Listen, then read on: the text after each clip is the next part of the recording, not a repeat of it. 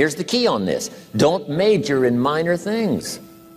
If you take up major time to do minor things, I'm telling you, you'll be behind the curve constantly. Here's what we learn in sales training. What's major time and what's minor time? Here's minor time, thinking about prospects. Here's minor time, making lists of prospects. Here's minor time, keeping books on prospects. Here's minor time, going to see the prospect. Here's minor time, evaluating the prospect after you've been there. That's all minor time. Here's major time, in the presence of the prospect. That's major time. And if you took a look, if you're in sales and you took a look at a week, you'd say, my gosh, I'm spending 90% of my time on the minor stuff and so little time on the major stuff in the presence of. How many hours in the presence of in my day? How many hours in the presence of during my sales week? Because the time that really counts is in the presence of the prospect. Majors and minors. Here's another key time management essential. Don't mistake movement for achievement. It's easy to get faked out by being busy. Guy comes home at night all exhausted, falls in the chair and says, oh, I've been going. Here's the big question. Doing what? It's not the going. Some people are going, and they're doing figure eights. I mean, their progress is small. So don't mistake movement for achievement. Here's another one in sales we learned. Don't mistake courtesy for consent. If somebody's pleasant and they nod, you say, oh, they're going to buy. No, they're courteous. You can't mistake courtesy for consent.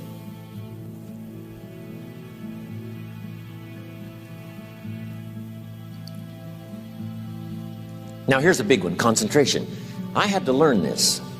All those years ago, I'm in the shower trying to compose a letter. Found it turns out to be a strange letter. So here's what I learned to do. Save the work till you get to the office. Save the work till you get to the work. Don't try to get to the office on the way to work. On the way to work, enjoy the way. In the shower, enjoy the shower. Then go to work when you get to work. I found this to be helpful. Concentration. Here's another big one. Learn to say no. I'm telling you, in such a social society we have now, it's so easy to try to be a nice person, saying yes to everything. Find yourself overloaded. Now you got to call and make the, well, gosh, you know, all the time it takes to back out of something that you said yes to too quickly. Here's what might be better. I don't think so, but if that changes, I'll call you. Little things you can use not to overcommit yourself. My friend Ron Reynolds says, don't let your mouth overload your back. It's a good one. Now here's a big one on time management. When you work, when you play, don't mix the two. Don't work at play. I used to take my family to the beach and I would bring my briefcase.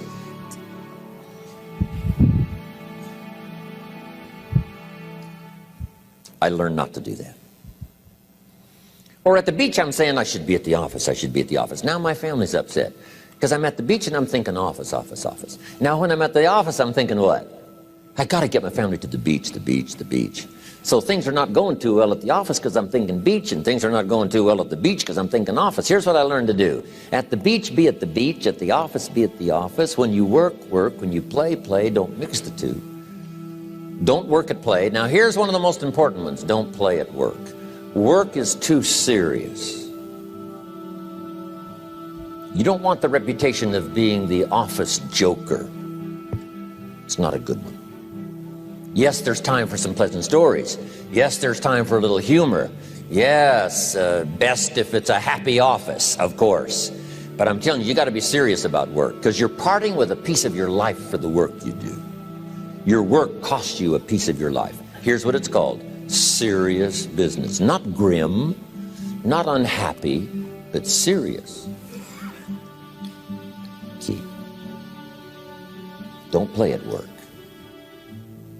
The The old expression, I don't think we use it anymore, horse around at the office.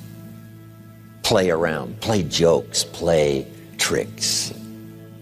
No place, not at the workplace. At the beach, yes. At the bar, yes. Somewhere else, not work.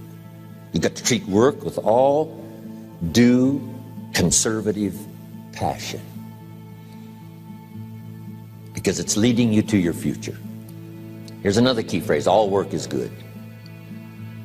You may not like your job, but if it's the stepping stones to get you to where you want to go, you got to appreciate your job. You don't have to have a passion for your job. Here's the ultimate passion: a passion for incredible success in every department of my life. That's the passion.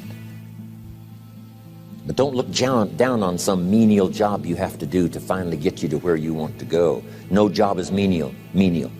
No job is not, no, every job is noble. Training life for pay, making a contribution to society. Next, analyze how you are. And if you have some weaknesses, if you can't, doesn't seem like you can change, here's the key: get it covered. I used to keep promising myself I'd keep the books, keep the books, keep the books. Finally, I gave that up. And back then, it only took me an extra 50, 60 bucks a month for some accountant to keep the books. I said, no, I'm going to save the 50 bucks. You can't believe what I started losing in productivity because I tried to save the 50 bucks. So the key is, a lot of the time you can stay like you are, but just make sure you get it covered. Okay. Next, beware of the telephone and all other systems of communication, especially the telephone at home and systems of communication at home. And here's one of the best lines I've got for you for the weekend: let all communication systems serve you, but don't let them intrude. When it comes time to have dinner with your family, you shut off all systems, unless the ones that can take messages silently. Don't let the phone ring. Don't let anybody intrude, come through the front door, nor the back door, nor through the telephone or any other device. So you can't reach John and his family when he's having dinner. The President of the United States couldn't get through. If you develop that kind of a reputation, father, mother, when we have dinner, when we're visiting and have this time with our family, nothing intrudes. So don't let these clever little devices keep intruding. You've got to have a place that's sacrosanct, it's valuable. You don't let anything in for that period of time. Okay. Isn't that good advice? Excellent advice. Here's the next one. Read all the books. You know, I've only got a few notes here on time management, but if you've got some particular challenges, you run a big organization, a big corporation, you've got some challenges, there's plenty of books. Now, here's what's next. Just be more alert to the things that might be stealing your time. Here's why. Time is like capital. You can't let someone steal your seed corn. You can't let someone steal your capital. And you can't let someone steal your time. You must designate your time. And some of the time that you designate, you must not let anyone steal. Casual time, you might let someone intrude and steal a little bit and take a little bit, but not serious time. Key. Next, one of the great time management savers is to learn to ask questions up front. Sometimes you talk to somebody for an hour, and then you ask questions and find out if you would have asked those questions up front, you could have saved yourself an hour. Asking questions up front helps you to get to the problem now. But if you just launch into some discourse, you might waste 30 minutes, waste an hour, when here's what you should have been talking about. After you finished an hour, you say, John, what's really the problem? He said, well, it's something personal. See, that's what you should have been talking about this whole hour. Key. Next, learn to think on paper. Now we're going to take a break. Some ways to think on paper. One, we've covered one. Solving problems. Take it out of your head and put it on paper. Another one is setting goals. Making these lists we've already started.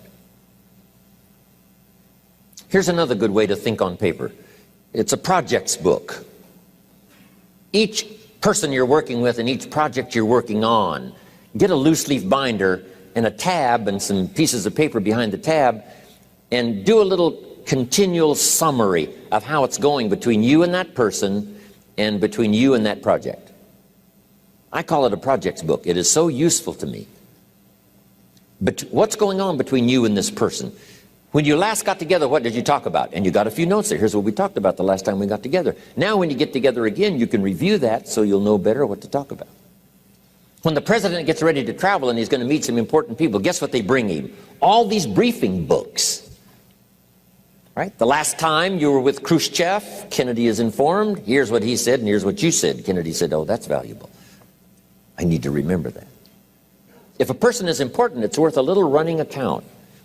You might even have a projects book for your children. Here's what's happening between me and my child. We've talked about this, and we've talked about this, and we've talked about this. Next, a day timer. Keeping track of all of your appointments. You know, mine is all filled with, when to catch an airplane and when to do a seminar and when to sit down and have a conference, all the rest. Next is a game plan. If you've got a house and the insurance is going to come due and some other things are going to come due, you just put it on a spreadsheet and make sure it's taken care of. Key phrase, take things out of your head and put them on paper.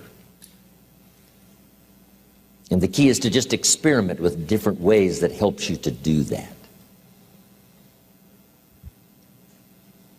Now here's the last one, thinking on paper, and that's to keep a journal. One of the things I'm known for around the world, have been now for 39, 40 years, is keeping a journal. Now my journal is not it's not necessarily it's not like a diary. It might be part diary. I'm flying over Ireland and I write down a few little things that impress me. Today I met this person. Wow, what an extraordinary event. Today I conducted this seminar in Rome. 1,000 people stood up and sang for me. I've got a little bit of a diary in there. But here's what primarily your journal is for. Collecting good ideas. A journal is to collect good ideas on your health, good ideas for your business, good ideas for your future, good ideas for time management. Because I used to take notes on pieces of paper and torn off corners and backs of old envelopes and restaurant placemats. And I threw all this stuff in a drawer. It did not serve me well. I finally learned to get a bound copy, right? And just keep a journal, right? If I was here, I had my journal, I'd be taking notes, right? These 2 days in my journal. Now, if you're caught without your journal, you just take the notes when you get back home. You put those notes in your journal, throw the paper away. Because we don't usually go through paper to review. But see, my journals now make up a significant part of my own library. My journal's all reserved privately for my children and my grandchildren. Can you imagine what I've collected over the years? It's unbelievable. There are 3 treasures to leave behind. I think you've already got those notes, right? Here they are. Number 1, your pictures. Don't leave the event unrecorded. It takes only a fraction of a second to say, here's who I was with. When I travel the world, right? We take all these pictures, and here's one of the gifts. People send me the pictures they took of me and them. It's part of the treasures I have on the farm. Incredible. A picture's worth 1,000 words to describe the scene, the emotion, what happened. Say, wow, this was an extraordinary day for me when I met these people. Here's what they told me happened to them when they went to my seminar 10 years ago. Wow, the drama comes back if you've taken the pictures. It's one of the treasures to leave behind when you go. Remember the old photographs that we have now of, 100 years ago, 70, 80 years ago, just a few photographs? What would it be like if you had thousands of photographs of the past, of your history, your mother, your father, right? Grandparents? So change all of that now for your children. Leave all your photographs as a record Here's what's next to leave behind, and that's your library. The books that changed your life, the books that changed your health, the books that rescued you from oblivion, the books that you passed on to other people, they were so exciting for you, the books that made you financially independent, the books that developed your leadership, the books that gave you wisdom to ponder when things were tough, the books that got you through the winter, the books that helped you to plant in the spring and harvest in the fall. What a treasure to leave behind. If you do that, here's what's for sure. Your books will be more valuable than your furniture.